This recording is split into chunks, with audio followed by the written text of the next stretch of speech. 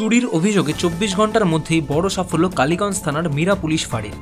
পলাশী থেকে রামনগর ঘাট যাওয়ার পথে এক মহিলার ব্যাগ থেকে চুরি যাওয়া দুটি সোনার বালা ও প্রায় 10,000 টাকা নগদ উদ্ধার করেছে পুলিশ।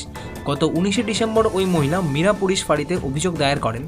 অভিযোগ পাওয়ার পরই তদন্তে নামে পুলিশ। বিভিন্ন সূত্রের ভিত্তিতে অভিযান চালিয়ে এক অভিযুক্ত মহিলাকে গ্রেফতার করা হয়।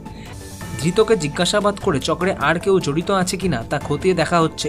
শনিবার অভিযুক্তকে কৃষ্ণনগর আদালতে পেশ করা হয়েছে।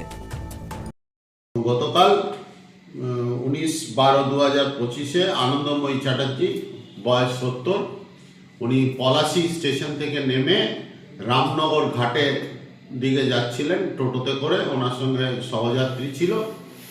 উনি হঠাৎ ঘাটে নেমে নোটিস করেন যে ওনার ব্যাগটা কাটা, তার মধ্যে একটা ছোট ব্যাগে কিছু টাকা এবং দুটো সোনার বালা ছিল, যেগুলো আপনারা দেখতে পাচ্ছেন। এই ছোট ব্যাগটা হচ্ছে এই যেটা আপনাদের সামনে আছে।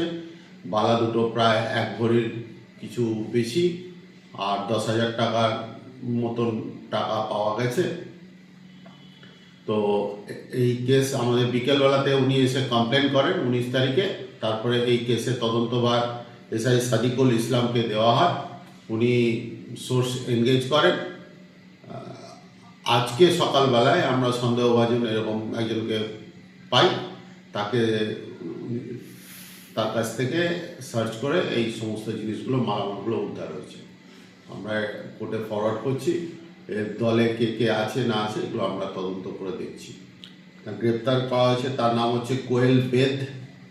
এ থাকে কৃষ্ণনগর রেল গেটে, কিন্তু এ আসল বাড়ি হচ্ছে জামুড়িয়া, পশ্চিম বর্ধমান, জামুড়িয়া গ্রাম, জামুড়িয়া থানা। আমরা দেখছি, আমরা সমস্ত জায়গায় সার্চ না করে তো বলতে পারবো না।